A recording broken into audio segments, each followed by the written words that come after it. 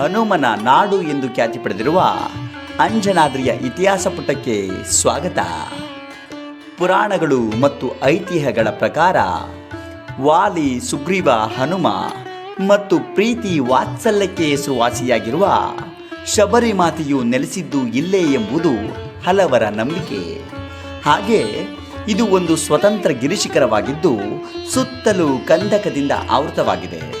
ಈ ಗಿರಿಶಿಖರವು 2 ಮಾರ್ಗವನ್ನು ಹೊಂದಿದ್ದು, ಒಂದು ಮಾರ್ಗವು ಸುಮಾರು 575 ಮೆಟ್ಟಿಲುಗಳನ್ನು, ಮತ್ತೊಂದು ಮಾರ್ಗವು 450 ಮೆಟ್ಟಿಲುಗಳನ್ನು ಹೊಂದಿದೆ. ದೇಗುಲದ ಆದಿಯಲ್ಲಿ ಅಂಜನಾದೇವಿ ಮತ್ತು ರಘುಪತಿ ರಾಘವನ ದರ್ಶನವಾಗುತ್ತದೆ.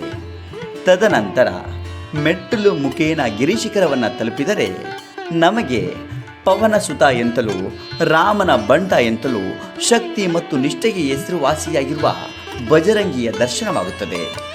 ಈ ಗಿರಿಶಿಖರವು ಸೂರ್ಯೋದಯ ಮತ್ತು ಸೂರ್ಯಾಸ್ತಕ್ಕೆ ಹೆಸರುವಾಸಿಯಾಗಿರುವ ಕಾರಣ ಪ್ರವಾಸಿಗರ ದಂಡೆ ಹರಿದು ಬರುತ್ತದೆ.